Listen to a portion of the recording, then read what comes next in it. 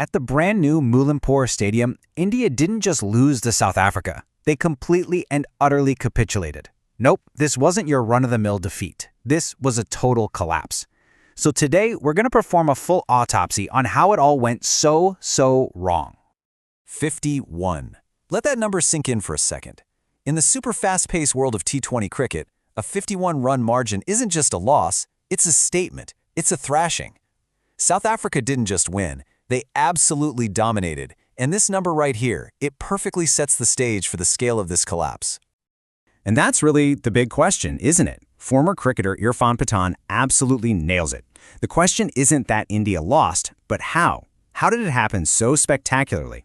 Well, that's what we're here to do. We're going to dissect the key moments and decisions that led to this truly stunning result. All right, so let's set the stage. We're in Moulin, and this is the stadium's very first international match. Now here's the thing you have to know about this ground. Based on what we saw in the IPL, big scores are incredibly tough to chase down. The proven formula here? You bat first, you put runs on the board, and you defend it. Simple as that. Which is exactly why the very first decision of the day was, well, a real head-scratcher. Indian captain Surya Kumar Yadav wins the toss and, going completely against the grain, he chooses to bowl first. Now, maybe he was thinking about do later on, who knows? But whatever the reason, it was a huge gamble that pretty much set the tone for the entire match. And boy, did South Africa make them regret that decision right from the get-go. The architect of all the damage, the man who just took the game by the scruff of the neck, was Quinton de Kock. You gotta remember, he was coming into this match with a couple of ducks to his name, so you just knew he had a point to prove.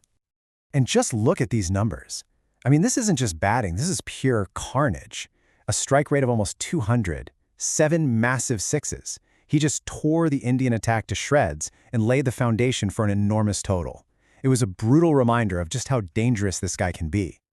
And when a player like de Kock gets going, the pressure is just immense. We're talking about Jasprit Bumrah and Arshdeep Singh, two of India's absolute best pacers, getting absolutely hammered for nearly 100 runs between them. India's plan A just completely fell apart. Poor Arshdeep, a nightmare of an over, giving away 18 runs and bowling 7 wides. It all just unraveled. Okay, so to really see the momentum of this game, I want to introduce you to a great visual tool, the Manhattan chart. Think of a cricket innings like a city skyline, right? Each bar is an over. The tall skyscrapers, that's where all the runs are scored. And the cracks you see in those buildings, those are the wickets falling, the moments that can change everything. So, what did South Africa's skyline look like? Well, it was a city of nothing but towering skyscrapers, from start to finish. They built a strong foundation in the power play, then just exploded in the middle overs, and finished strong to post that massive total of 213. It's a perfect picture of total dominance. So India is now staring down a mountain, 214 to win. You need a perfect start, a dream start.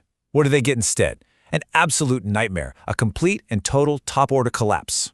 And it happened so fast. It was just brutal. We're not even 4 overs into the chase, and India's top 3 are already back in the dugout. Shubman Gill's bad run of form continues with a golden duck, and not even the captain could stop the bleeding. 32 for 3. That's the score inside the power play. When you're chasing a target like 214, let's be honest, the game is pretty much over right there. The required run rate just shoots through the roof, and the pressure on everyone else becomes unbearable. Now, there was one bright spot in all of this wreckage. Tilak Varma came out and played a fantastic counterattacking innings. He was brilliant. But, and this is the whole story right here, he was completely on his own. It was a one-man show, and that's never, ever going to be enough. So, if Quinton de Kock was the hero with the bat for South Africa, they had another hero with the ball, and his name is Otniel Bartman. He delivered a spell for the ages, a truly historic, match-winning performance. And to give you some context on just how special this was, get this. He became only the second South African bowler in history to take a 4-wicket haul against India in a T20 international. That is some seriously rare company to be in. And he was so smart about it, so methodical. He comes on, breaks a key partnership just when India is trying to rebuild. Then he comes back at the very end, at the death, and just demolishes the lower order. 3 wickets in a single over to seal the deal. Game, set, and match. Okay, so we've seen the big performances. But this loss, it goes deeper than that. This was about a total breakdown in strategy. It was a day full of questionable decisions and experiments from the Indian team that just went horribly wrong. And this is probably the biggest question mark of the entire night. Why on earth would you send Akshar Patel to bat at number 3? You're chasing 214. You need your best, most explosive hitters at the top of the order. This move just made no sense, and it completely stalled the momentum of the innings. And it wasn't just that one decision. It was a whole cascade of errors. You start with the decision to bowl first. Then you've got the inflexible bowling plans. I mean, they bowled 13 full tosses. That's just serving up free runs on a platter.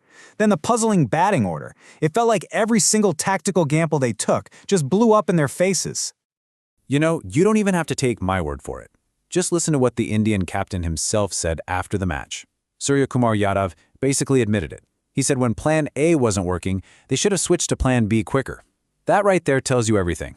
They were outthought and outplayed.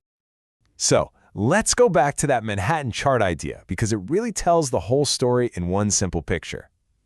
On one side, you have South Africa's innings, a skyline of massive, towering skyscrapers with barely any cracks. And on the other side, India's innings, a bunch of short, crumbling buildings with cracks appearing everywhere. It is the perfect visual tale of two completely different innings. And all of this leaves us with one big, looming question. Yes, this loss levels the series at 1-1, but the bigger picture here is the T20 World Cup, which is right around the corner. This game wasn't just a loss. It was a massive wake-up call.